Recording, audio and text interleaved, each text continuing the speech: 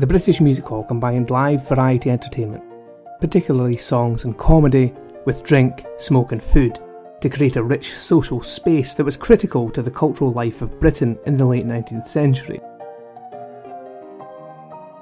In the decades before the rise of cinema, popular acts would tour the country, culturally uniting people from London with those in Aberdeen, those in Manchester with those in Dundee, and, by forging links with the comparable vaudeville scene in the United States, the people of Europe could share the experiences of those in the Americas, and vice versa. At venues like the Coronet, peoples mingled, they shared moments, they sung together, and they experienced and forged community. It can be easy, when thinking about history, to think about the big events, the wars and so on. But the making of community and the forging of common experience happened on the ground floor of history, at venues such as the Coronet.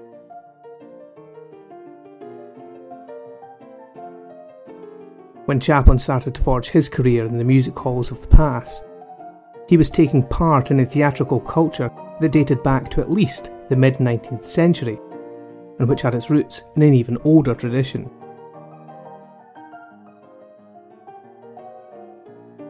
When, in 1952, a century after the music hall scene leapt into existence, he made his masterpiece film Limelight, Chaplin set it in the London music hall scene and created a character for himself, a clown whose popularity had long since faded, who reflected the highs and the lows of that life. For Chaplin, the early 20th century's master of comedy, the music hall, venues like the Coronet, were a vital part of the country's heritage.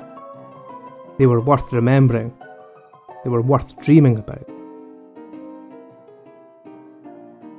That is as true now as it was then, and, as every year buries that theatrical tradition further into the past, it becomes all the more important to preserve what remains of that part of our shared cultural heritage.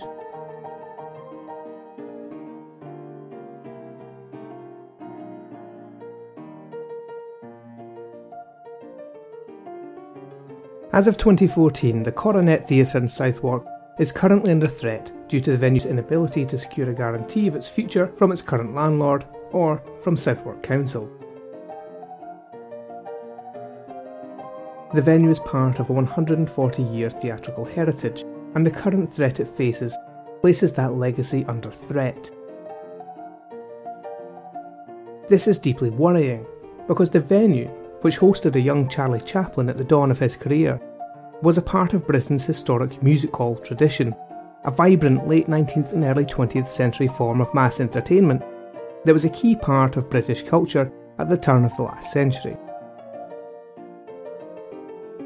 The British music hall of that lost era may now only exist in the history books, but its legacy lives on in the venues that survived its decline. The loss of the Coronet would thus constitute a deep cultural loss.